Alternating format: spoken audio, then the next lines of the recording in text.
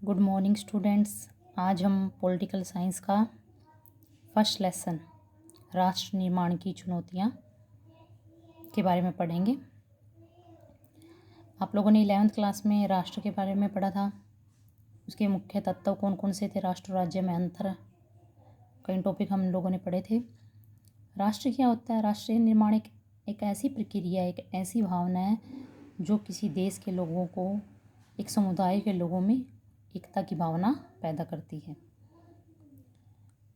आज हमारे लेसन का जो टॉपिक है राष्ट्र निर्माण की चुनौतियाँ। राष्ट्र निर्माण करना है हमें, उसी सामने कौन कौन सी चुनौतियाँ आई हैं। आप लोगों को पता ही है कि भारत 15 अगस्त को मध्य रात्रि को आज़ाद हो गया था, लेकिन साथ ही साथ भारत का विभाजन भी हो गया था। भारत दो देशों में विभाजित हो गया, भारत और पाकिस्तान में।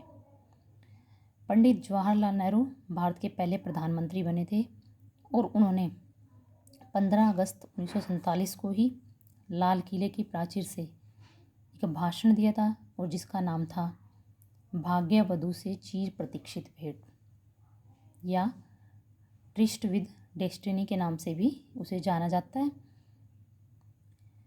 कई बार ये क्वेश्चन पूछ लेते हैं, भाग्यवधू से चिर प्रतीक्षित भेंट किसका भाषण है? पंडित जवाहरलाल नेहरू का। जब भारत आज़ाद हुआ तो दो बातों पर सहमति बनी थी। पहली बात थी कि आज़ादी के बाद है देश में लोकतंत्रात्मक सरकार की स्थापना की जाएगी, और दूसरी कि सरकार है गरीबों और कमज़ोरों के लिए खास ख्याल रखा जाएगा। गरीब और कमज़ोर वर्गों का, सभी जाति और संप्रदायों पर बराबर रूप से सरकार है वो ध्यान देगी। किसी विशेष संप्रदाय को कोई विशेष महत्व प्रदान नहीं करेगी। अब देश के निर्माण के में हमें कई चुनौतियों का भी सामना करना पड़ा। सबसे पहली चुनौती थी पूरे भारत को एकता के सूत्र में बांधने की, जिसमें भारतीय समाज की सारी विविधताओं के लिए एक जगह हो, क्योंकि भारत, आपको पता है कि विभिन्न जाति, धर्म, समुदाय के लोग रहते हैं। इन सभी लोगों को एक सूत्र में बांधकर एक भारत, एक राष्ट्र का निर्माण करना भारत के सामने सबसे बड़ी चुनौती थी। दूसरी चुनौती लोकतंत्र को कायम करने की थी कि भारत इतना बड़ा देश है, इतनी विविधताएं हैं, इतना विशाल जनसंख्या है, इस देश में लोकतंत्र कैसे स्थापित होगा, और भारत में वयस्क मताधिकार करवाना लगभग असंभव था। इसलिए लोकतंत्र को स्थापित करना भी भारत की दूसरी मुख्य चुनौती थी। तीसरी चुनौती थी ऐसे विकास की जिसमें समूचे समाज का भला हो। समाज के सभी तबकों को एक समान अधिकार प्रदान किए जाएं, अमीर गरीब में कोई भेदभाव न रखा जाए, और पूरे वर्ग, सभी वर्गों का अच्छे से विकास हो। यह भी एक बहुत बड़ी चुनौती। तो भारत के सामने 3 चुनौतियां थी। सबसे महत्वपूर्ण लोकतंत्र की स्थापना करना, दूसरी कि भारत में सभी वर्गों का कैसे हम विकास कर सकते हैं, और पूरे देश को एकता के सूत्र में बांधना। ये 3 चुनौतियां थी जो सबसे महत्वपूर्ण चुनौती। 14-15 अगस्त 1947 को एक नहीं बल्कि 2 राष्ट्र पाकिस्तान और भारत अस्तित्व में आए। ऐसे विभाजन के कारण हुआ ब्रिटिश इंडिया को भारत और पाकिस्तान के रूप में बांट दिया गया। यानी भारत जो पहले ब्रिटिश के अधीन था उसको अब 2 भागों में बांट दिया गया, भारत और पाकिस्तान में। मुस्लिम लीग ने द्विराष्ट्र सिद्धांत की बात की। इस सिद्धांत के अनुसार भारत किसी एक कौम में नहीं बल्कि हिंदू और मुसलमान नाम की 2 कौमों में बांट दिया गया। हमारे देश का विभाजन है वो मुस्लिम लीग के कहने पर द्विराष्ट्र सिद्धांत दिया। मुस्लिम लीग ने द्विराष्ट्र सिद्धांत दिया था, और मुस्लिम लीग के कई बार अध्यक्ष का नाम पूछ लेते कि मुस्लिम लीग के अध्यक्ष कौन थे। वो मोहम्मद अली जिन्ना थे, जिन्होंने भारत और पाकिस्तान नामक 2 देशों की स्थापना के लिए का सिद्धांत दिया था कि भारत और पाकिस्तान को 2 देश बना दो।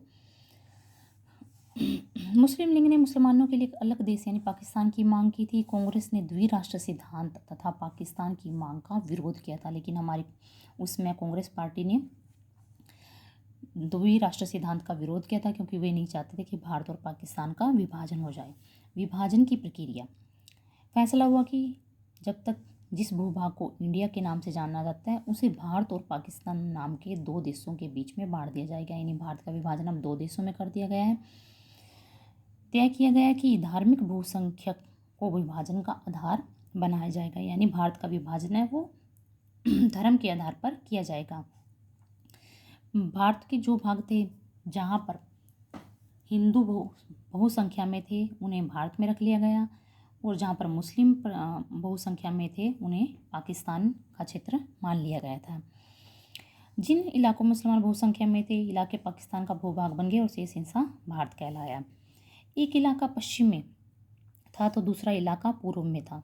अब पाकिस्तान में के जो भाग दो बने थे, पश्चिमी और पूर्वी पाकिस्तान, उनमें भी क्या था, एक इलाका पश्चिम में था जिसे पश्चिमी पाकिस्तान कहा गया और दूसरा इलाका पूर्व में था जिसे पूर्वी पाकिस्तान के नाम से जाना गया। अब ये पूर्वी पाकिस्तान था, लेकिन 1971 में इसको भारत के प्रयासों से ही आज़ाद करवाया गया था और इसे बांग्लादेश के नाम से अब वर्तमान में जाना जाता है।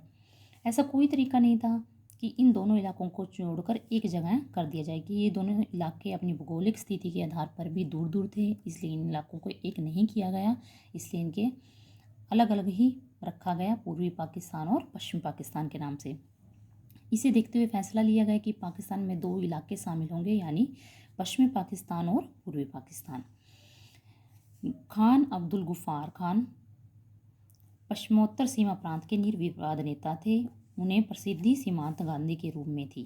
कई बार क्वेश्चन आता है कि सीमांत गांधी के नाम से किसे जाना जाता है, खान अब्दुल गफ्फार को, और उन्होंने द्विराष्ट्र सिद्धांत का भी विरोध किया था।